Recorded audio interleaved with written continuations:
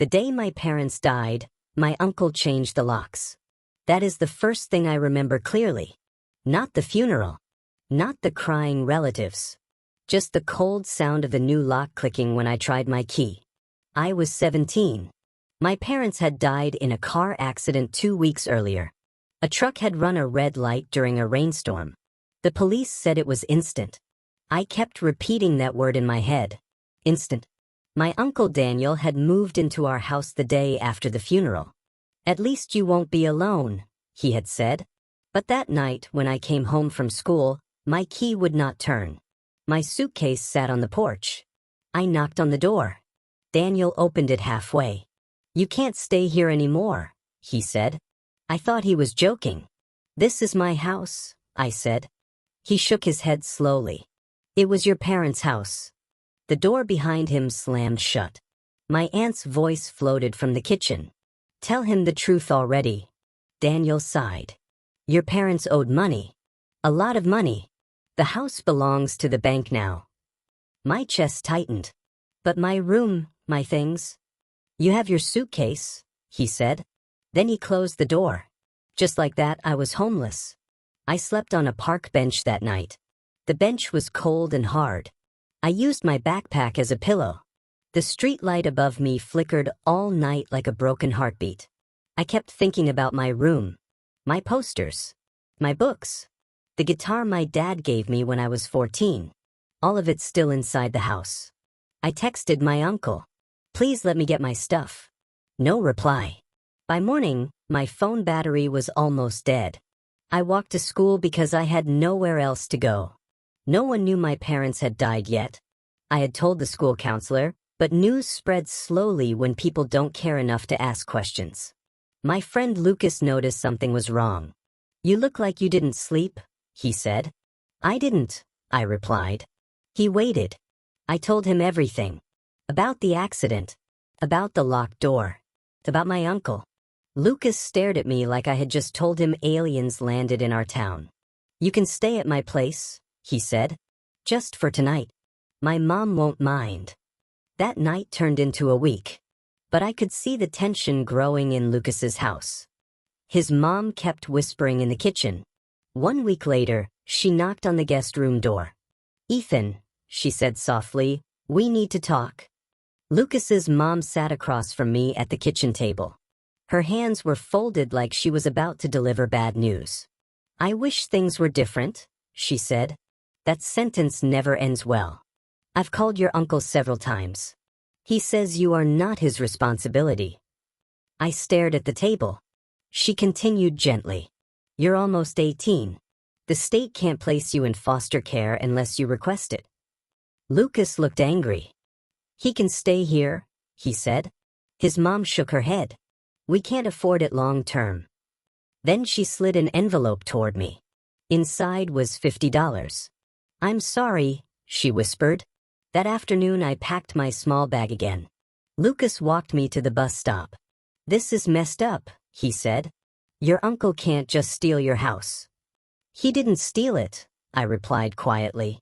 "The bank did. At least that's what I believed." But that night, while sleeping in a cheap motel room paid with Lucas's mom's $50, I opened Facebook. My uncle had posted a picture. My aunt. My cousins. Standing in my living room. The caption read, "Fresh start in our new home." My stomach twisted. Something wasn't right. I went back to the house the next day. Not to fight. Just to understand. My uncle's truck sat in the driveway. My dad's old workshop was still in the backyard. Everything looked the same. Except it wasn't mine anymore. I knocked. My aunt opened the door. Her smile vanished when she saw me. "What do you want?" "I just need my things." She crossed her arms. "Daniel already packed what you needed." "My guitar is inside," I said. She hesitated. Then my uncle appeared behind her. "Let him get it," he muttered. They watched me like I was a stranger. My room looked smaller somehow. My posters were gone. My desk was gone. Even my bed was missing. All that remained was a single box. Inside were a few clothes, my guitar, and some old photos. Nothing else. Where's everything? I asked. My uncle shrugged. We sold most of it. You sold my parents' stuff? We needed money for repairs. Repairs? That word felt like a slap. I grabbed my guitar in the box. As I left, I heard my aunt whisper, "Don't worry. Once he turns 18, this all becomes legal anyway." Legal? That word stayed in my mind the entire walk away. For the next 6 months, I worked wherever I could. Dishwashing, stocking shelves, cleaning construction sites at night.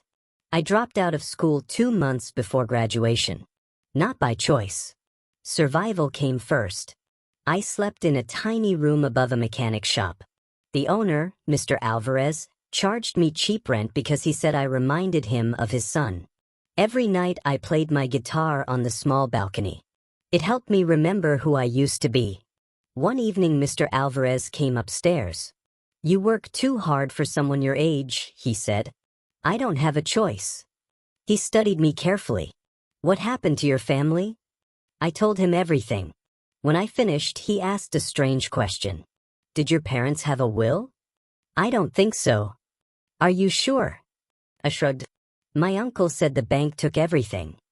Mr. Alvarez frowned. "That doesn't sound right." The next day he handed me a business card. "A lawyer. Talk to her," he said. "She helped my family once." I looked at the card. Sarah Whitmore is state attorney. I almost threw it away. But something inside me whispered a single thought. What if my uncle lied? I carried the lawyer's card in my pocket for 3 days before I called. Part of me didn't want to know the truth. If my uncle had lied, that meant something worse had happened. Something planned. But if he hadn't lied, the call would change nothing. On the 4th day, I dialed the number during my lunch break. A calm voice answered. "Whitmore Law Office." "My name is Ethan Carter," I said. "Someone told me to call about an estate question." "Do you have an appointment?" "No." There was a pause. "Ms. Whitmore has a 30-minute opening tomorrow at 3. The next afternoon I sat in a small office that smelled like old paper and coffee. Sarah Whitmore looked younger than I expected. Maybe mid-30s. "So," she said, folding her hands, "tell me what happened." I explained everything. The accident. The locked door. The house. My uncle's claim about the bank. She listened without interrupting. When I finished, she opened her laptop. "What were your parents' names?" "Michael and Laura Carter." She typed for a moment. Then her eyebrows slowly lifted. "Well," she said quietly, "that's interesting." My stomach tightened. "What?" She turned the screen toward me. "According to county records," she said, "your parents paid off their mortgage 8 years ago." For a moment, I couldn't speak. "Paid off?" I repeated. "Yes," Sarah said calmly. "The house was fully owned. No bank claim." My mind raced. "That means—" "It means your uncle lied," she finished. The words hit like a hammer. "But why?" Sarah leaned back in her chair. "That's what we need to find out." She printed several documents and slid them across the desk. "This is the property record. Your parents were the sole owners." I stared at the page. Their names were right there. Michael Carter. Laura Carter. Owners. No debt, she added. No foreclosure. "So how did my uncle move in?" "Legally," she said.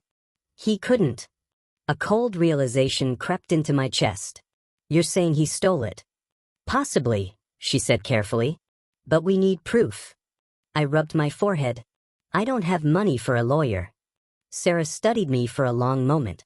"Did your parents ever mention a will?" "No. They might still have had one." She closed her laptop. "Tell me something, Ethan. When your uncle threw you out, did he give you any paperwork?" "No." "That's suspicious." Then she said the sentence that changed everything. "If your parents left the house to you, what your uncle did could be considered fraud." Fraud. The word felt powerful. And terrifying. 2 weeks later, Sarah called me again. Her voice sounded different this time. "Ethan," she said, "I found something." I left work early and rushed to her office. She handed me a folder. Your parents did have a will. My heart started pounding. And? She opened the document. Your parents named you as the sole heir to their entire estate. I blinked. The house? Yes. The savings? Yes. Everything? Yes. The room felt suddenly smaller. So why didn't my uncle tell anyone? Sarah tapped another document. Because he filed a different will. A different one? Yes. One that left control of the estate to him as temporary guardian. My chest tightened. But I never signed anything.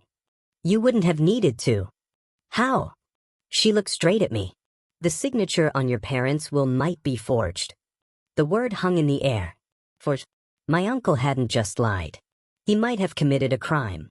Sarah closed the folder. We need to move carefully now. What happens next? I asked. She gave a small smile. Now we start taking your life back. The investigation began quietly. Sarah hired a handwriting expert. She requested bank records. She even contacted the hospital where my parents were taken after the crash. Weeks passed. Every day I worked at the mechanic shop. Every night I wondered what my uncle was doing in my house. One evening Sarah called again. This just got bigger, she said. I went straight to her office. She placed several papers in front of me. Your uncle didn't just move into the house, she said. He took money too. How much? Almost $200,000. I felt dizzy. My parents had that much? Yes. And your uncle transferred it to an account under his name 3 days after their funeral. 3 days. My fists clenched. That's theft. Correct. And fraud, she added. Especially if the will he used was fake. I stared at the documents. I trusted him. Sarah nodded slowly. Most people trust family. But we're not finished. What else is there? She slid another paper forward. Your uncle recently listed the house for sale. My heart dropped. For how much? $800,000. If the house sold, it would be gone forever. Sarah leaned forward. We need to stop him. Stopping the sale wasn't easy. The house was already under contract. A buyer had made an offer. Closing was scheduled in 3 weeks. Sarah filed an emergency claim with the court. But legal systems move slowly. Time felt like sand slipping through my fingers. One afternoon, I drove past the house. A real estate sign stood in the yard. Fizzle. A couple stood on the sidewalk, pointing at the windows. They looked excited. They were planning their future in my childhood home. I didn't blame them. They didn't know the truth. That night, I sat on the mechanic shop balcony playing my guitar. Mr. Alvarez came upstairs. You look like a man carrying the world, he said. I might lose my house forever. He listened while I explained everything. When I finished, he nodded slowly. You know something? What? People who steal from family usually get greedy. What do you mean? They make mistakes. The next morning, Sarah called again.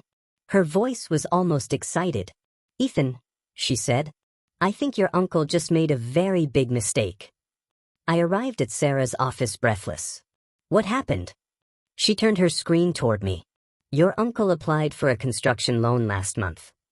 So, to get the loan, he had to submit documents proving he owned the house. That sounds normal. Yes, she said, but the document he submitted is the forged will. I stared at the screen. That's proof. It's strong evidence. But there's more. She opened another file. The bank required a notarized signature. And? The notary listed on the document passed away 2 years before the will was supposedly signed. My eyes widened. So it's impossible. Exactly. A slow smile spread across her face. Your uncle didn't just forge a will. He submitted fake documents to a bank. Which means multiple counts of fraud. For the first time since my parents died, hope burned in my chest. What happens now? Sarah leaned forward. Now we take this to court. The court hearing was scheduled 2 months later. Those 2 months felt longer than the entire year before. My uncle had no idea what was coming. He kept posting pictures online. Family dinners. Backyard barbecues. Smiling in the house that should have been mine. Every photo made my stomach twist. But Sarah told me to stay quiet. Surprises are powerful in court, she said. Finally, the hearing day arrived. I walked into the courthouse with shaking hands. My uncle sat across the room with his lawyer. When he saw me, his face went pale. "Ethan," he said. I didn't answer. Sarah placed a thick folder on the table. "Your Honor," she began calmly, "we believe the defendant illegally seized my client's inheritance." My uncle laughed nervously. "This is ridiculous." Sarah slid the forged will forward. Then the bank records. Then the notary document. The judge's expression slowly changed. From neutral to serious to cold. "Mr. Daniel Carter," the judge said, "do you have an explanation for these documents?" My uncle opened his mouth, but no words came out. And for the first time since the night I slept on that park bench, I saw fear in his eyes. The courtroom felt smaller with every second. My uncle's lawyer shuffled through his papers like he was looking for a way out. "There must be some misunderstanding," the lawyer said finally. Sarah stayed calm. "There is no misunderstanding," she replied. She pointed to the documents in front of the judge. The will used by Mr. Daniel Carter contains a notary signature from a man who died 2 years before the document was created. The room went silent. The judge looked directly at my uncle. "Is that correct?" My uncle's face had lost all color. "I didn't notice that." "You didn't notice that the notary was dead?" the judge asked flatly. My uncle swallowed. "My lawyer handled the paperwork." His lawyer stiffened in his chair. "Your Honor, my client prepared these documents himself," the lawyer said quickly. My uncle shot him a look. Then Sarah placed another document on the table. "This is the bank transfer record," she said. "It shows that Mr. Carter moved $200,000 from the Carter family account into his personal account 3 days after the funeral." The judge leaned back slowly. "That is a very serious accusation." Sarah nodded. "Yes, it is." My uncle wiped sweat from his forehead. For the first time, he looked exactly like what he was. A man who had just been caught. The judge called for a short break. I stepped into the hallway with Sarah. My hands were shaking. "Is this really happening?" I asked. "Yes," she said calmly. "But the hardest part is still ahead." Across the hall, my uncle was arguing with his lawyer. I could hear raised voices. "You told me this would work," my uncle snapped. His lawyer lowered his voice. "You told me the will was legitimate." My uncle noticed me watching. His face twisted with anger. "You're doing this to your own family?" he said loudly. I stepped closer. "You stopped being my family the night you locked me out." People in the hallway stared. My uncle leaned toward me. "You think this house will fix your life?" he whispered. "You're still the same broke kid." I felt something shift inside my chest. For a long time, I believed that too. But not anymore. "No," I said quietly. "I'm the kid you tried to destroy." The courtroom doors opened again. The bailiff called us back inside. And the next part of the hearing would change everything. When we returned, the judge asked a new question. "Mr. Carter," she said to my uncle, "why did you remove your nephew from the house immediately after the funeral?" My uncle straightened in his chair. "He was difficult," he said. "He refused to cooperate with the estate process." Sarah stood. "Your Honor, Ethan Carter was 17 years old." The judge frowned. "So he was still a minor?" "Yes." "And you left him without housing?" My uncle shifted uncomfortably. "He had friends." "That was not the question," the judge replied. The courtroom felt colder now. Sarah handed another file to the judge. "This contains witness statements from neighbors," she said. "They confirm Ethan was removed from the house with a suitcase and no notice." The judge read quietly for a moment. Then she looked up again. "Mr. Carter," she said slowly, "do you understand that abandoning a minor can carry criminal consequences?" My uncle's lawyer leaned forward quickly. "Your Honor, my client believed the estate belonged to him at the time."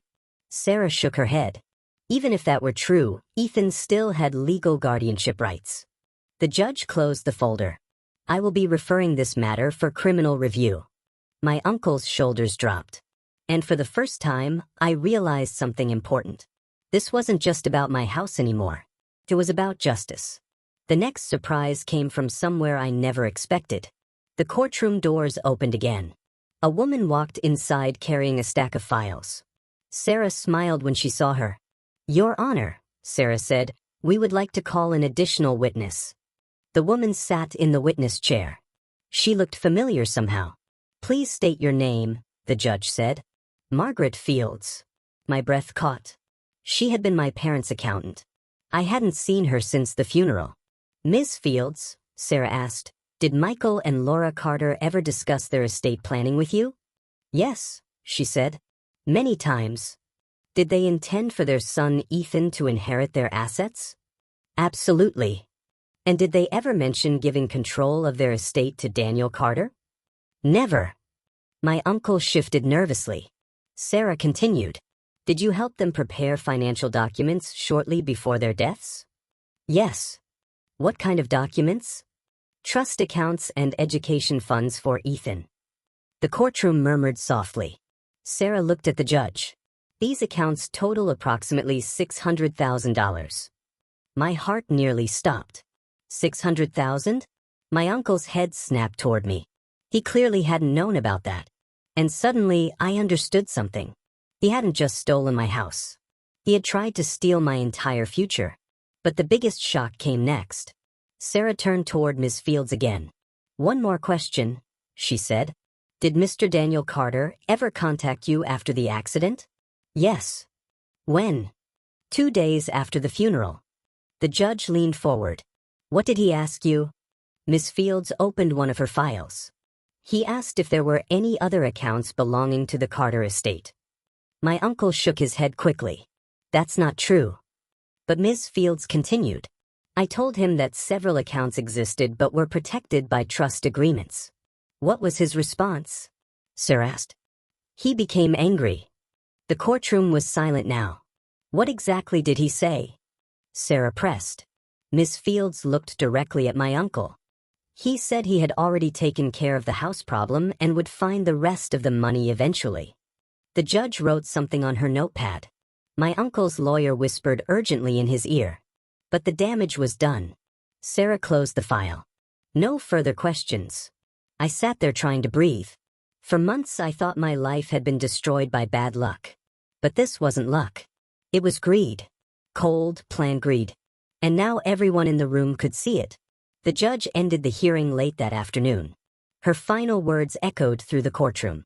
"This court finds sufficient evidence of fraud and estate manipulation by Mr. Daniel Carter." My uncle stared at the table. "The property located at 114 Greenridge Avenue is to be immediately returned to Ethan Carter, the legal heir." My chest tightened. The house was mine again. But the judge wasn't finished. "Additionally," she continued, "this case will be forwarded to the district attorney for investigation of potential criminal charges including fraud, document forgery, and financial theft." My uncle's face went completely white. The bailiff called the hearing closed. People began leaving the room. My uncle stood slowly. For a moment, it looked like he might say something. Instead, he walked past me without a word. Sarah placed a hand on my shoulder. "You did it," she said. But I shook my head. "No," I replied quietly. "It's not finished yet." Because while I had just won my house back, my uncle had already tried to sell it, and someone was still living inside. My comeback was only beginning. 2 days after the hearing, Sarah handed me the final court order. "This document gives you full legal control of the house," she said. I stared at the paper for a long moment. After a year of sleeping in cheap rooms and working night jobs, the idea of going home felt unreal. But Sarah raised a finger. "There is one complication." "The buyer?" I asked. "Yes." The couple who had signed the purchase contract had already moved some furniture inside. "They didn't know the property was stolen," she said. "So what happens now?" "The sale has been canceled," Sarah explained. "But they will need time to move out." I nodded slowly. "That's fair." 3 days later, I drove back to my street. The same street where I once stood with a suitcase and nowhere to go. The house looked exactly the same. white paint, blue shutters.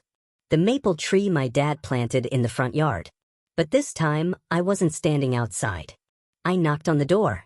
A young couple answered. When I explained the situation, their expressions softened. "That's terrible," the woman said. "We'll move out by the end of the week." I thanked them. As I walked away, I looked at the house one more time. Soon, I would finally be going home. The day I got the keys back felt strange. I stood in the driveway holding them in my hand. The same keys that once didn't work. Mr. Alvarez had insisted on driving me there. "You shouldn't face this alone," he said. When the door opened, the house smelled different. The buyers had cleaned everything, but it still felt like my parents'. I walked slowly through each room. The living room, the kitchen, the hallway where my mom used to hang Christmas lights every winter. Then I reached my old bedroom. The walls were bare now, but the window looked the same. I sat on the floor and stared at the empty space where my bed once stood. For the first time since the accident, I cried. Not because I was sad, because something heavy had finally lifted. Mr. Alvarez knocked gently on the doorframe. "You okay?" he asked. "Yeah," I said, wiping my face. "I just realized something." "What?" "They kicked me out thinking I would disappear." He smiled slightly. "But you didn't." I looked around the room. "No," I said quietly. "I came back." Cleaning the house took weeks. My uncle had left the place in terrible shape. Drawers were broken. Walls had holes. The backyard fence was half collapsed. But fixing it gave me something I hadn't felt in a long time. Purpose. Mr. Alvarez helped every weekend. Lucas came by after work. Even Sarah stopped by one afternoon with pizza. "You're turning this place around," she said. "I'm trying." She walked through the kitchen slowly. "Your parents would be proud." That sentence stayed with me long after she left. One evening I found an old wooden box in the garage. Inside were my dad's tools and a few old notebooks. One notebook caught my attention. It was filled with sketches, house designs, room layouts, small notes written in my dad's handwriting. At the top of the first page he had written something simple. "For Ethan someday." My chest tightened. My dad had always loved building things. Suddenly I understood why. That night I stayed up late studying the drawings. And for the first time, I started thinking about my future again. 3 months later, the criminal investigation against my uncle began. The police contacted me for a statement. I told them everything. The forged will, the stolen money, the night he threw me out. News about the case started spreading in our town. Local reporters picked up the story. Headlines appeared online. "Man accused of stealing nephew's inheritance." My uncle's reputation collapsed quickly. His business partners cut ties. His friends stopped defending him. Even my aunt stopped appearing in public. One evening Lucas showed me an article on his phone. "They might actually send him to prison," he said. I stared at the screen. A year ago, I would have dreamed about revenge. But now I just felt tired.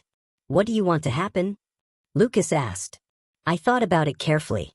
"I want the truth to matter," I said. "That's all." Later that night, I stood on the balcony with my guitar again. The same balcony where I once felt completely lost. Now the future looked different. And it was finally mine to build. 6 months after the court hearing, the trial ended. The jury didn't take long. My uncle was found guilty of fraud, document forgery, and financial theft. The judge sentenced him to several years in prison. When the news reached me, I didn't celebrate. I just sat quietly in my living room. My parents' photo rested on the coffee table. "I wish you were here," I whispered. Later that evening, Sarah called. "There's one more thing," she said. "What?" "The court recovered most of the money your uncle stole." My heart skipped. "How much?" "About $180,000. I leaned back in my chair. "That's a lot." "It belongs to you," she said. For a long moment, I didn't speak. A year ago, I had $50 and nowhere to sleep. Now I had a house and a future. Life can change faster than people expect, especially when the truth finally catches up. A year after I moved back into the house, it looked completely different. The fence was repaired. The walls were freshly painted. Flowers grew in the front yard again. Neighbors started stopping by to say hello. Many of them had heard the story. One afternoon, Mrs. Bennett from next door brought over a pie. "We always wondered what really happened," she said. "I'm glad you got your home back." That evening, Lucas helped me hang the final picture frame in the hallway. It was a photo of my parents smiling at the beach. "You've done something incredible," he said. I shook my head. I just refused to give up. He laughed. Most people would have. Maybe he was right. But something inside me had refused to stay broken. I walked out to the front yard as the sun started setting. The maple tree my dad planted years ago had grown taller. Its branches stretched across the sky. For the first time since everything happened, the house felt peaceful again. Not like a memory, like a new beginning. Sometimes people ask me if I hate my uncle. The answer surprises them. I don't. Hate keeps people trapped in the past. And I spent too long fighting just to get my future back. The house is quiet these days. On weekends, I still sit on the balcony with my guitar. The same guitar I carried in that small box the night I was thrown out. Some things survive even the worst moments. Mr. Alvarez still visits often. Lucas still comes by for movie nights. And Sarah jokes that she expects an invitation to my graduation someday. Because I went back to school. This fall I'm starting college to study architecture. Just like the sketches my dad left in that old notebook. Sometimes I imagine him standing beside me while I draw new designs. Maybe he always believed this would happen. Maybe he knew I would find my way home. One thing I know for certain is this. The night my uncle kicked me out, he thought my story was ending. But he was wrong. That was just the beginning. And the best part of my comeback is that I built it myself.